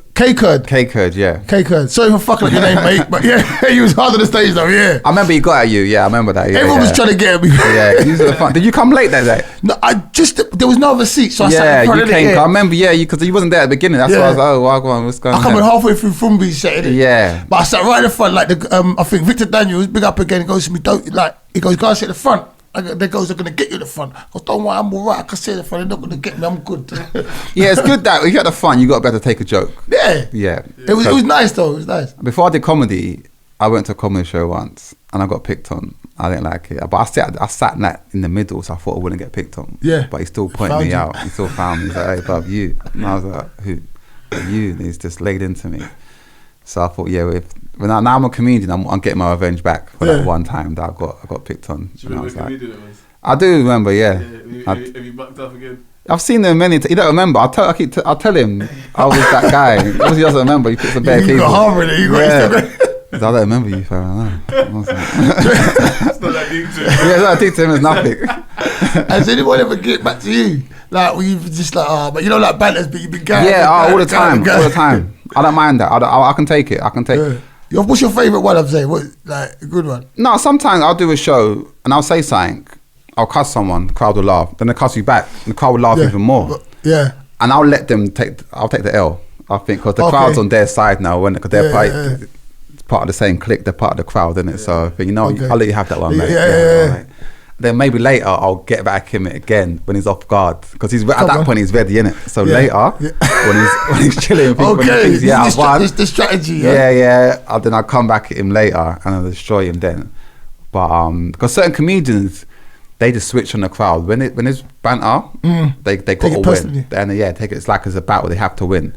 I don't mind taking the L and then coming back later and then saying something. Because the worstest thing is like when you're cussing someone in the crowd, they cuss you when it's funny. You cuss them back and it's not funny.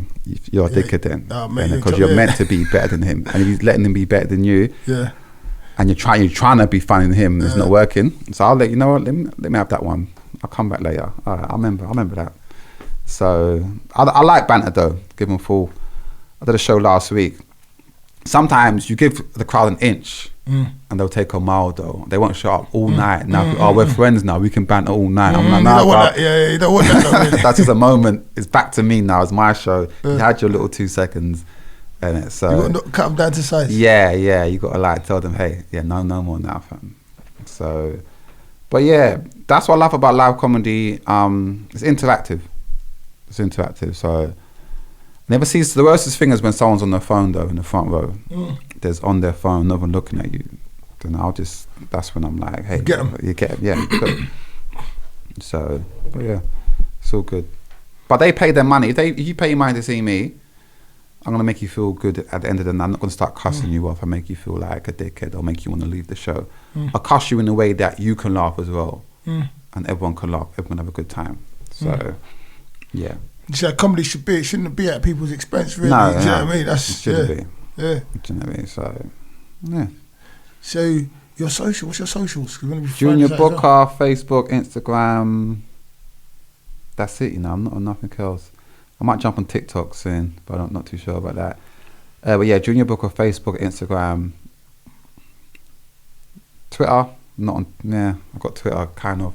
But yeah, Junior Booker, Facebook, YouTube as well. YouTube, what's YouTube? Junior Booker. All Junior Booker. Yeah, all Junior Booker. Everything Junior Booker, or Junior Booker comedian. There's another Junior Booker. Someone made like a fake page of me. So we typed my name. Wankers. Yeah, and I reported it, but it's still there. Seriously? Yeah. Because someone was like, I followed you didn't follow me back. I'm like, no, you didn't. Well, yeah, look, I'm like, what? That's not me.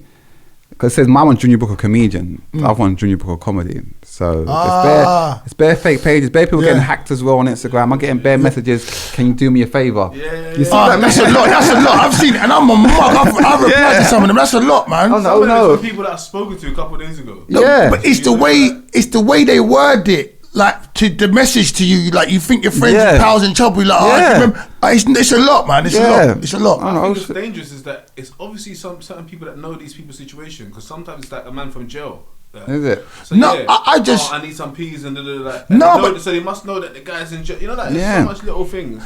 I don't know. I just been, the hack. I thought when they send it, if you reply it, then they can get into your phone. That's what I thought they'd do. It's just crazy right now. You got to send in your password or something. They asked you to send. That's what the wankers asked me. They goes, it was someone I knew. They goes, something happened. My thing's free. I can't get back into my thing. So can I send a password to your phone? Because I know, and it was someone that would ask me that kind of thing as well. The wankers. It's a lot. That's a lot. Yeah. It's a lot. Yeah, babe. Yeah, that's what I thought. I was like, oh, what's wrong? The last 7 minutes. I'm like, if you're not on Instagram, how are you messaging me right now? If your page has been blocked, how are you messaging me? Doesn't make no sense. So yeah, that's just okay. So not. What is it? Nice Booker T comedian. Junior Booker, not Booker T. Never call me Booker T. I'm sorry. It came out the wrong way. I've been getting that all my life. School. Well, sorry, bro. You got no dreads as well. School, college, uni. sorry. Booker T. Big up Booker T though. Booker the legend. T. Spinner Rooney, 5-time champion. He's a wrestler, isn't he? Oh yeah, I was into wrestling. Growing up, I was into wrestling as well a lot. Wrestling, that was my thing. I used to love wrestling. Yeah. Why are you drip feeding me the stuff, man? Sorry, I forget because yeah, that's a long time ago. It's been a good interview, but you're making me drag everything out. Yeah, no, wrestling was my thing. That was The Rock. Favorite wrestlers: Hulk Hogan, then it was Shawn Michaels. Here we go. Then The Rock. Those three. Remember Million Dollar Man, Ted DiBiase, Coco Beware, come on, Papa Shango, Andre the Giant. That was a bit too young for Andre the Giant. Ultimate Warrior. Ultimate Warrior. See, all these, remember all those things, yeah, Stone. I used to think it was real. Stone Cold Steve Austin. Kurt Angle, Triple H. Oh, come on, you see? I remember when they told me wrestling was fake, I was like, no. That's what I'm saying. No way. No, what? Now I believe that shit. Yeah, now it's obvious. I was like, what? We went through that phase of wanting to realise if things were fake or not. Now, you know, you're at a stage where you just want to be entertained now. Yeah. You don't want the curtain to be pulled. You don't want to see behind the curtain. You just want to show it. Go on. It's like with magic tricks when they show you these TV shows show you how it's done. I don't want to know. Yeah, at all. Why are you spoiling the fun? Let me have my fun. Let me believe it's magic. I don't want to see. Because I went to a magic show the other day. There was this black people at magic shows. The way they react. Like, no, it's juju. They start running down the road. It's juju. I've never seen that, but God, I've seen it because I said no, do it to me. Cause he done it to someone else. I thought they might know each other. No, do it to me. Let me pick the card out. And it was my card. I was like, no, that's fucked up. You got a talent. Obviously, you know it's a trick, but it looks like magic. He got you put juju in. I bent my finger all the way back. I don't know how I done that. I tried to do it myself. It's not working. So one time the car was in my, he's like, check your pocket. And the car was in my pocket. That's what I'm saying. For fuck's sake. Yeah, that's a lot. I've never been to a magic show like that. I've never experienced anything like that myself, but yeah, it's a lot. These guys are serious now because mad talented. What do you think about the so-called comedians reacting to stuff on TikTok or the stuff on TikTok? Because you mentioned TikTok. Yeah, TikTok is I thought TikTok was for kids, but now grown men are on there, grown people are on there now. Because when it first started, it's just like people dancing, but now everyone's on there and their cars crashing and all that stuff. Yeah, see, I see people's cars crash in them videos. Like, is it? Now you know they get out of the car, yeah, and I think they put it in drive. And then they dance. Oh yeah, that one. Cars driving, or they walk into lampposts and stuff. I've seen some funny ones. I did, I did a video for that. Kiki, do you love me? Yeah, you did one, yeah. But my car was stationary. Okay. The joke was like, I made a joke about the car not working. Okay, was it out there still? It's on my Instagram. That was like 4 years ago. Okay. So because I can't. Because they put the car in drive themselves. That's dangerous. People do the most for entertainment on these TikTok, these sites. They're doing it. I'm like, remember that win a couple weeks ago? No, I haven't seen much of them. I'm bad at it, but I just know that people do a lot of shit. But it was mad windy, like the wind. Sorry, I thought you talking about some of the comedians were out there filming sketches in the almost in the hurricane when they're taking things and knocking people down. I'm like, stay in your home, bruv. It's not. Don't do anything for clicks and likes. So, but yeah, people. TikTok. I feel that guy, what's his name? Muncho. Yeah. What's that? I don't know much. Muncho, I forget his name. Yeah. Who is it? Some it was UK South African comedian. He's the guy with the joining eyebrows. Yeah. Just say the guy with the joining eyebrows, man. Yeah, he's funny.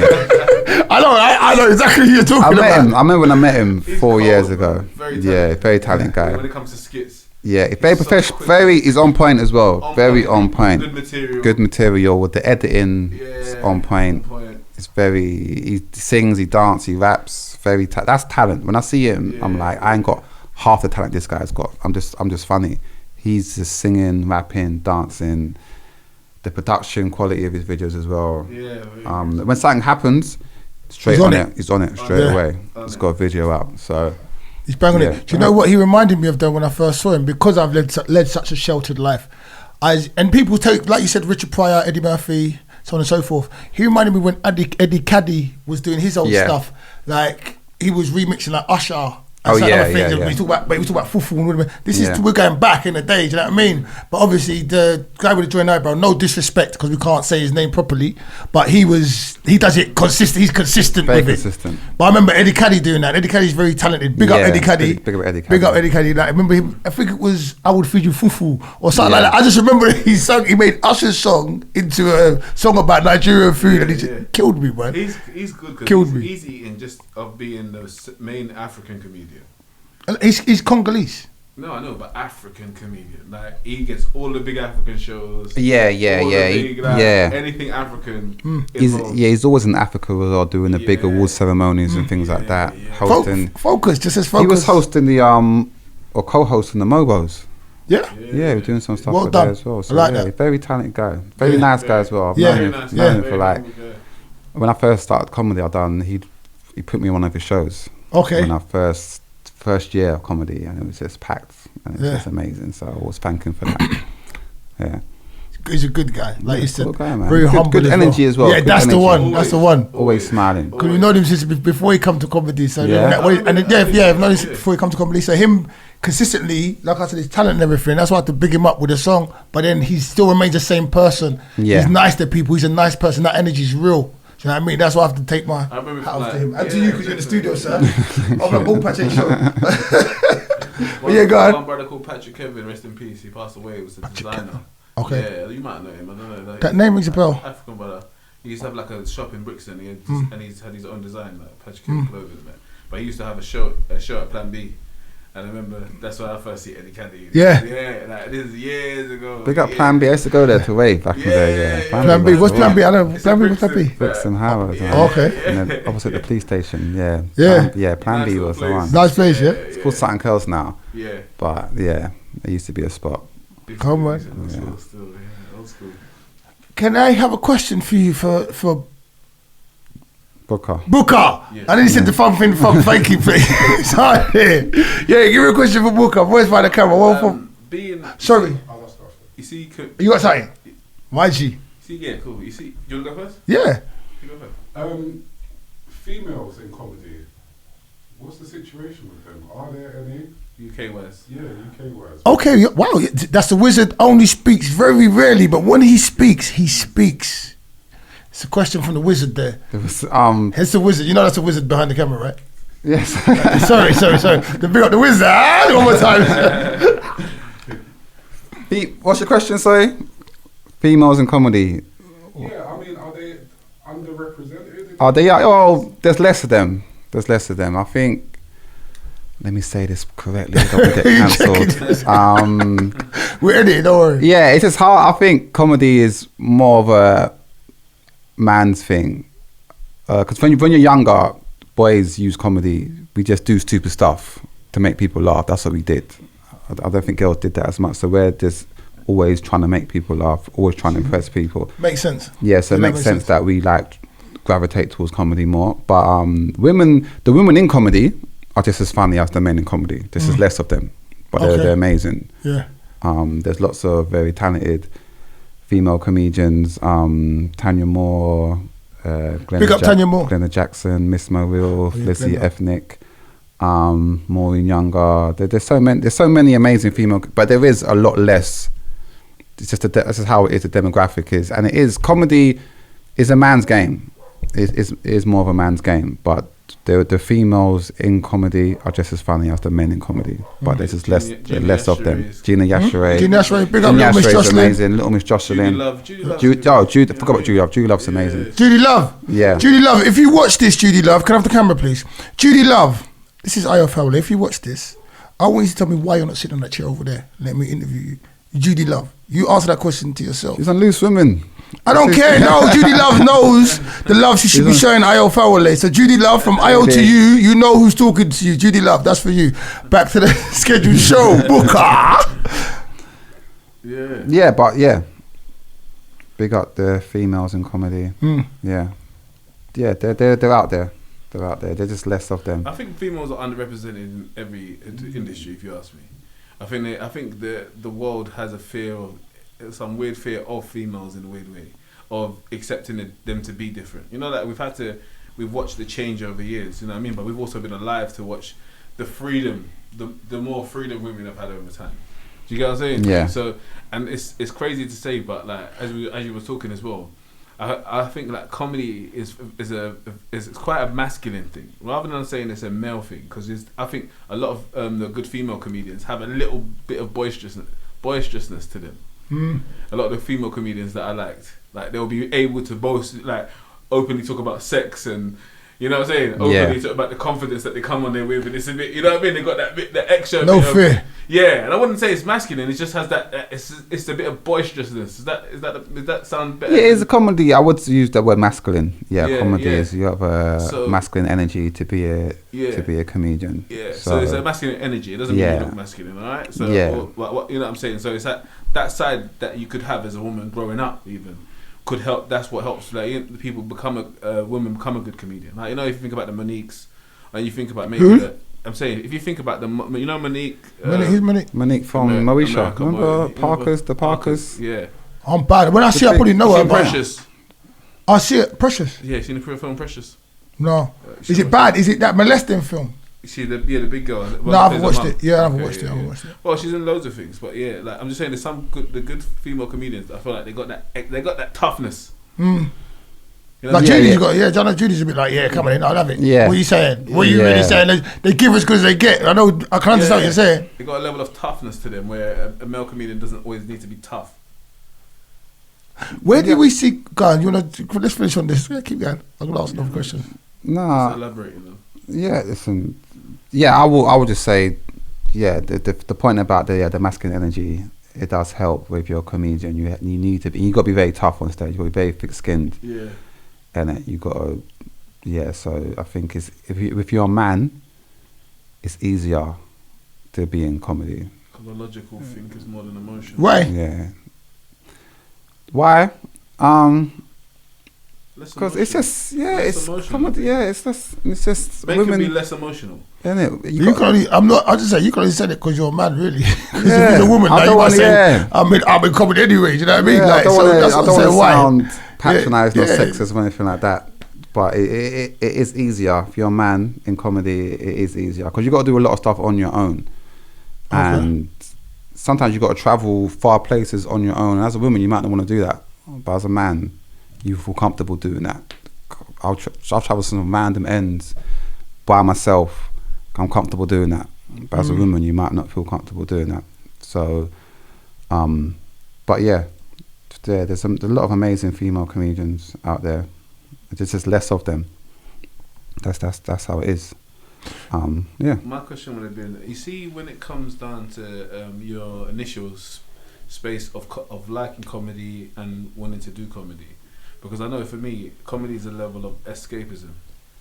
So, did you ever was comedy ever a way for you to escape certain things? Did you ever use it as an escapism yourself? No, not really. I know a lot of comedians do that. That's a common thing, but for me... Even if just viewing it? Well, watching comedy is there's a level of escapism there. Performing it, it's my job now, so... it's just normal for me. In terms of, how do you make things comical? Turning things comical comes from, that's when I say it comes from a dark place. People that's usually had, not saying whether their life was hard or anything like that, but I'll just call it life experiences. Yeah. Learn how to turn things into jokes because of learning how to switch perspectives on situations that may have been sometimes quite hard to deal with. Yeah, well, I had a good upbringing. I wasn't. I didn't have a bad upbringing, nothing like that. So me going into the comedy, I wasn't escaping anything. It was just something I wanted to give a go. But I'm just talking about in terms of perspective wise, being able to have a different perspective on life, and I think that's what comedians have. Yeah, we turn when we see something dark. A lot of our initial thoughts, how can I turn this into a joke? Yeah, that's what we do. Yeah. If something dark happens in my own life, I'm not really thinking, I've got to deal with that. I'm not thinking, can I make a joke about this? Yeah. I've got to deal with the situation. But if I see something dark happen to someone else or something else on TV, then I can think, I'll make it a joke. But if it's myself, then I'll take that seriously. I'm not trying to make a joke about it. So I don't really make jokes about dark stuff or bad stuff happened to me when I was younger. I don't really make jokes about that. No, but something might happen. I don't know, you might have a bad day. You can make a joke out of that. I'm sure. Yeah, if it's a bad day, then yeah, I'll make a joke about it. But if it's like something serious that happens to me, then I'll deal with that. But I'll if I'm stressed out about something, I'll go on stage and make not to say make jokes about that thing, but I'll make jokes about something else, and I feel less stressed out now. So that's the way I can escape. But I'm not going to bring my stress onto the stage. Be like, this happened to me. I'm pissed off. No, I'll leave that. I'll leave that. I'll deal with that. But I'll go on stage. I'll talk about other stuff. And go into that zone. Yeah. So yeah, that's the way I can escape. But I wouldn't bring that up on stage. Can I ask a question that's off the back of your question of the escape and stuff, the dark thing, right? Have you ever had a dark situation or a fucked up situation, any kind of situation that was just fucked, but you end up laughing because of your sense of humour? Now I'm going to give you an example. I'll give you a couple of examples. I'll give you one example. Like I used to have a Golf with them keys that flick open. Yeah. So got out of the car, me and my brethren, keys that flick open. Like I was like, you press it, I dropped the key. The key dropped down the drain. Ooh. The key dropped down the drain, right? When the key dropped down the drain, it was a dry drain, but it dropped all the way down the bottom. And I was with AXA, right? And I goes, oh my God, my life is over. AXA goes, your life is over. And I just started laughing because you understand the comedy in it. I said I'm dead, but all I'd done was drop my key down the drain, so my life wasn't over. So when AXA said it, because of how close he was to me, I realised the stupidity of what was going on. And we laughed for so fucking long. But I'm just saying, have you ever had a dark thing where you just, and you end up laughing at it? If I'm by myself, then I'll probably won't laugh. If my friend's there with me and they see it as well, then we can rather than getting upset. But if I drop my key down the drain, I'll be pissed off. I won't be laughing. No, but you know what happened? I actually got it out afterwards, but it wasn't like the initial when it dropped down the drain. It was just crazy. I literally said it was almost like I said, I just been shot. I just got shot, and AXA was like, mate, you ain't been shot. You just dropped the key down the fucking drain. What's the matter with you? But all he said was, your life is over. So cynically, I just started the laughter was just too much. It was seriously, the laughter. I forgot about the key. I was crying with laughter for a piece. Then we found a way to get it out of the drain. Do you know what I mean? We've got some long magnet thing from a hardware shop. We figured it out. Do you know what I mean? And got it out. But that, I can remember that distinctively. My initial reaction was I was so upset. My car was everything. Your magnet. I was so upset. But he brought it around and I just started laughing and laughing and laughing uncontrollably. It was bad. Yeah. When I'm with my friends, fucked up stuff happens all the time and we laugh about it. But if I'm by myself, then I'm just pissed off. Really. I'm just pissed off until I sort the situation out. I'm pissed off about that, and I think sometimes, you can be over dramatic, be like, "Oh, my life's over," but when people are around you, they're, "Hey, fix up, bro. Your life's over." And you realize, it isn't that serious. You need an outside perspective sometimes, so you can see that you're being a bit over dramatic. But as I'm very dramatic. Sometimes I can be dramatic and be pissed off about just the little things. Like if someone says something to me a certain way, I'll be like, what? They're taking the piss out of me. I get like, no, they're taking the piss. I can be petty sometimes and then I won't answer their call for like a week. And you'll see, you'll be like, But even there, there's laughter in that. There's comedy in that. But I don't really bring that kind of stuff on stage. I don't really talk about that side of me when I'm on stage. Yeah. I talk about like other stuff and how I am as a person, but maybe I probably should write some more personal chat. I don't really bring my personal life on stage. I think you can control the level of what you bring in. Yeah, because it just brings that higher level of relating. Yeah, I just make up when I go on stage. I just make up a whole different life, a whole different persona. And just I do this from your actual experiences. I used to work here. I never worked there. I'll make a joke. If I want to make a joke about working in Tesco's, I'll write a joke about Tesco. I used to work in Tesco. This happened to me. I've never worked in Tesco's before. I'll just make it up though, innit? So, like, I used to say I was African on stage. I used to make a joke about being from Zimbabwe. Yeah. And then after the show, these Zimbabwean girls came up to me. Wow. And said, "Oh, you're from Zimbabwe, yeah." They started speaking their language, saying stuff like. Where are you from? I'm from Guyana. Okay. So, and I was like, "No, I'm not from Zimbabwe." Yeah. That's why you say you're from Zimbabwe, bro. joke, isn't it? It's a good joke, isn't it? No, you shouldn't say that. You know, you're not from Zimbabwe. We're angry with you. Yeah. So I'll just make up. I'll go on stage and I'll say I got bare kids, I got bare baby mothers, just because I've got a joke about having. Rather than saying my friends got bare baby mothers, because then I'll start getting confused. So I'll just say, okay, it's me. I got bare baby mothers. I'll do this. I don't pay my child support. I don't do this. So it's just that's what I do. I like to just make up stuff. Yeah. So I don't really bring my personal business onto the stage. Okay. So that's definitely acting, man. Yeah, I guess so. But my point is made then from before. That's what I'm trying to say to you. That's more just lying. I feel like that's just more acting just lying. Acting is lying, though, isn't it? It's all the same thing. So I want to ask you, for the floor, where do you guys see comedy in the next 10 years? In light of all the stuff that we've spoken about today about comedy, about stuff people find funny, politically correctness, being comfortable saying stuff, like just all of it. Well, I think we're going to get to a point where people are going to be done with political correctness. People are going to get bored of it because it's getting ridiculous now. It's getting a bit out of hand. So I think it's going to go full circle, and it's going to be like, the more fucked up the joke is, the better the joke is. The people will like it more. I hope so, because I'm not going to say what I want. But comedy, I always feel like when you're on stage, you can say what you want. Just that when you're on TV or online, that's when it's the problem. I like that. Because when I go to comedy shows, it's the same as it always has been. It's just filthy, fucked up, crazy jokes. Just that when I watch comedy on TV, it's more watered down. So when you do stuff like the BBC or ITV, when I do like TV stuff, they're like, you can't say this, you can't say that, you got to sign a lot of forms, can't do this, you can't do that, you can't wear this. It's like, so when you're on stage though, they're like, yeah, do what you want.